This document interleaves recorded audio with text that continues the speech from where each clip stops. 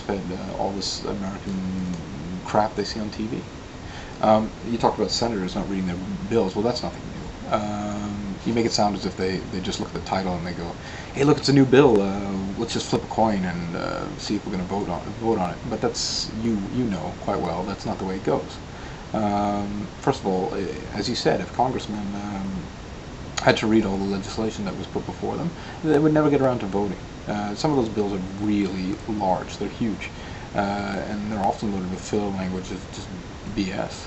And they don't have to deal with just one, they have to deal with several. That's why they hire interns. Interns and assistants do much of the reading for them, and they report back with a filtered view with just the important aspects of the bill. And congressmen also have committees and advisories to attend.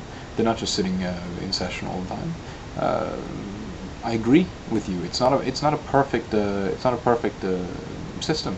I wish they would read all the bills. I wish they could do that, but it's not going to happen. There's just too much to do in too little time.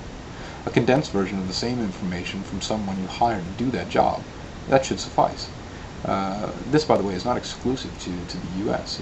Do you think the European Parliament members go through all the legislation on their own? No, they don't. They have interns to help them as well.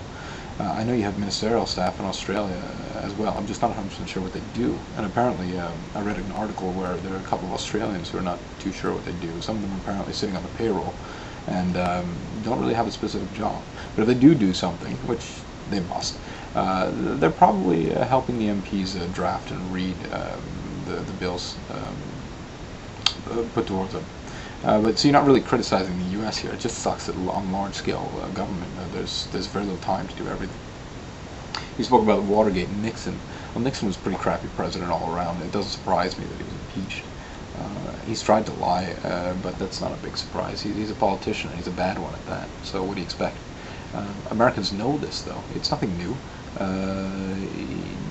No one goes around saying, "Oh wow, Nixon, what a great, honest president. What a wonderful man he was." I mean, you must have seen The Simpsons. You must have seen Futurama.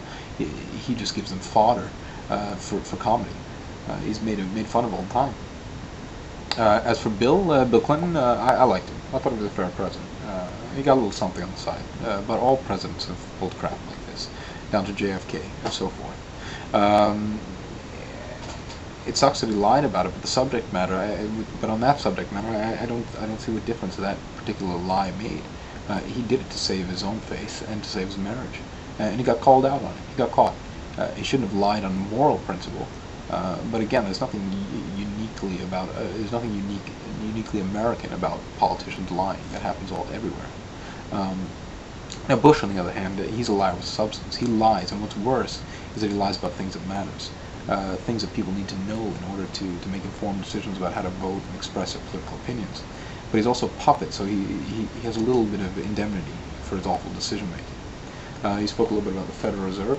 I'm not too sure what your point was there. You mentioned in pre-World War II Germany, hyperinflation took hold due to the overprinting of funds. And then you alluded to the fact that most Americans don't know when the Federal Reserve was created. And by that logic, Americans are stupid. Few people in Belgium know when the National Bank was created, and the situation is similar throughout Europe regardless of the country of origin. Some people know when the ECB was founded.